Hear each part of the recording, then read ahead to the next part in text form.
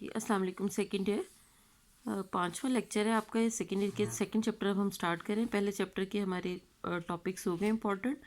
ये जैसे कि आपको नाम नज़र आ रहा है चैप्टर नंबर 2 का, ज़र, that is very important chapter. इसमें वो बहुत सारी ऐसी चीज़ें हैं जो आप लोगों के माइंड में होता है कि ये क्या है, किस तरीके से ये सारा कुछ हुआ है। काफ़ी सारे क्वेश्चंस का आपको आंसर जो है वो यहाँ से मिल जाएगा इस चैप्टर से। इसमें जो अहम मौज़ूआत हैं कि ये इसके पूरी टाइटल आपको नज़र आ रहे हैं।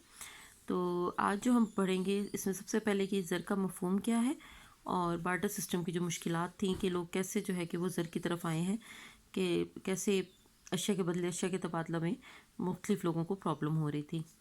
देखिए,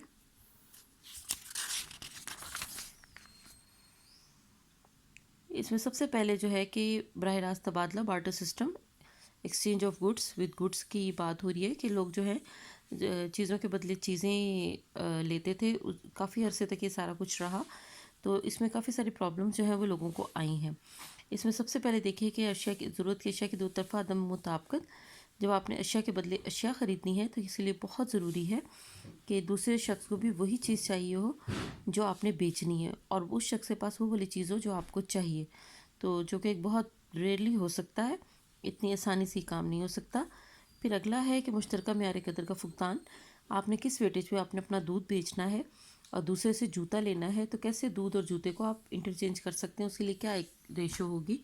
फिर है कि ज़ख़ीरा कदर में आपने अगर स्टोरेज करना है किसी चीज़ को 2 साल के लिए, 3 साल के लिए आप जमा करना चाह रहे हैं, तो आप चीज़ों को जमा नहीं कर सकते, वो ख़राब भी हो जाती हैं।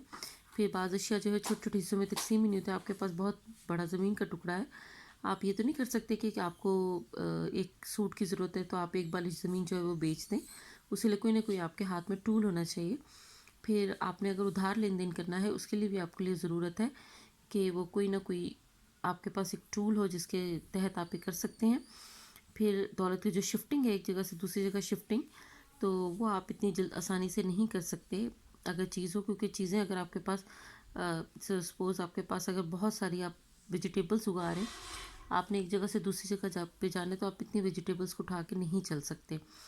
फिर है खिदमात के मुआवजे की अदायगी में दिक्कत, कि आपको जो खिदमात हैं, टीचर हैं, वकील हैं, जज हैं, उनको कैसे आप पे करेंगे। फिर सरकारी तौर पे जो टैक्सेस लगते हैं या अदायगियाँ होती हैं, तो वो किस सूरत में हम करेंगे। तो इसलिए ज़र के इत्तिका की तरफ आए हैं कि ज़र का इत्तिका 1 बाय 1 स्टेप बाय स्टेप कैसे हुआ था। सबसे पहले ये है कि मुख्तलिफ़ अजनास जो है, तंबाकू है और भी हड्डियाँ थीं और भी काफ़ी सारी चीज़ें हैं, वो ज़र के तौर पे इस्तेमाल हुई। लोग अपने पास रखते थे, उसको ले लेते थे। फिर दूसरा मरहला जो है कि धात को जब ढालना सीख लिया, जिसमें सोना और चांदी की सबसे नरम धातें हैं, इनको जब ढालना सीख लिया सिक्कों की शक्ल में, तो फिर अशरफियों का आपने पढ़ा होगा हातिम ताई की जैसे कहानियाँ हैं या उम्र यार है, कि उसमें आप अशरफियों के बारे में पढ़ते थे। सोने चांदी के सिक्के ही होते थे। उसके बाद सिक्के इतने ज़्यादा माशरे में नहीं आम हो सके, तो फिर कागज़ी ज़र का दौर आया कि कागज़ जो है वो आसान भी है, उसे प्रिंट करना भी आसान है और उसे हम दूसरी चीज़ों के साथ डिफ्रेंशिएट भी कर सकते हैं। फिर अब जो आजकल आप जिस दौर में रह रहे हैं वो ज़र एतबार है, कि जैसे चेक्स वगैरह का मामला होता है कि आप चेक की सूरत में आसानी के साथ ये कर सकते हैं और आप आजकल के दौर तक पहुंच गए हैं।